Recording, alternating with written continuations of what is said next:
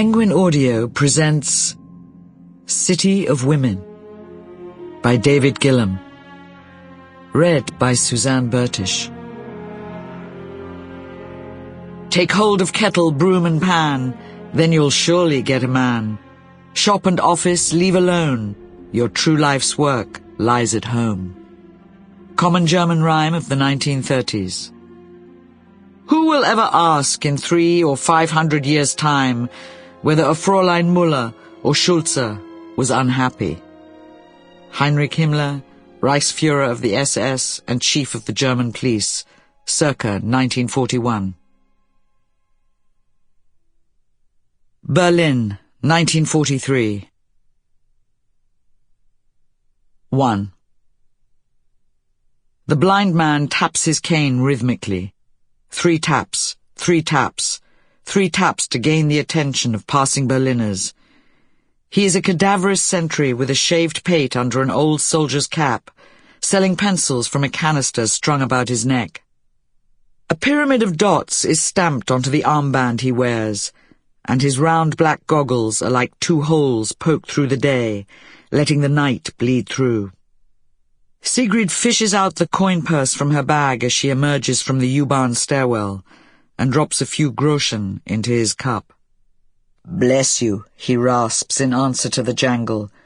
"Please choose a pencil." She thanks him, but when he turns his head in the direction of her voice, something behind the blindness of those goggles seems to mark her. She puts the pencil into her handbag and crosses the street at the signal. Tickets for the matinee are 3.5 marks now, up 50 pfennigs.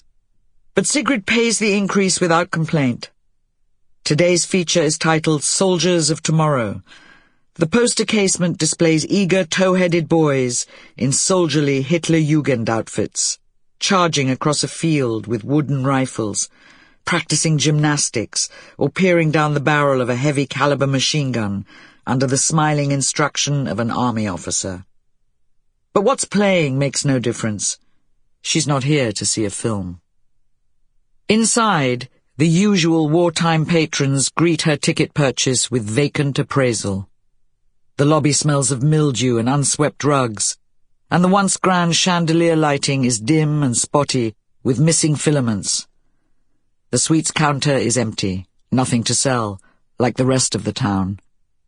The coat check porter is reading a sporting magazine to ease his boredom, since the heating is poor and the weather is far too raw for anyone to shed their overcoats.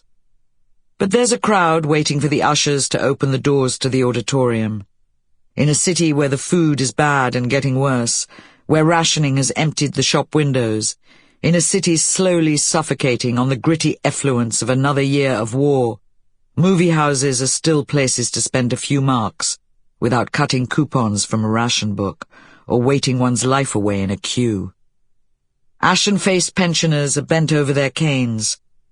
Factory women between shifts with their hair tied up in turbans pass a single cigarette among themselves. Hard-eyed street whores are on the lookout for takers among the off-duty soldiers. Hausfrauen clutch their heavy purses on their laps and wait patiently, relieved to escape their children and the duties of home for a few hours. To all the patrons, Sigrid Schröder speaks only silence. She is a stenographer in the applications department of the Gitscheinerstrasse patent office, near the Belle Allianzplatz. Still with her looks, she likes to think. Her hair is still thick and flaxen underneath the scarf she ties over her head. Her body still strong and favorably proportioned. She is not displeased when she looks in the mirror. She simply seldom bothers to. The years of war have redefined her in very restricted terms.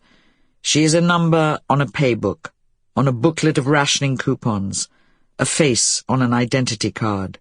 She is Frau Schröder, a Kriegsfrau, the wife of a frontline soldier.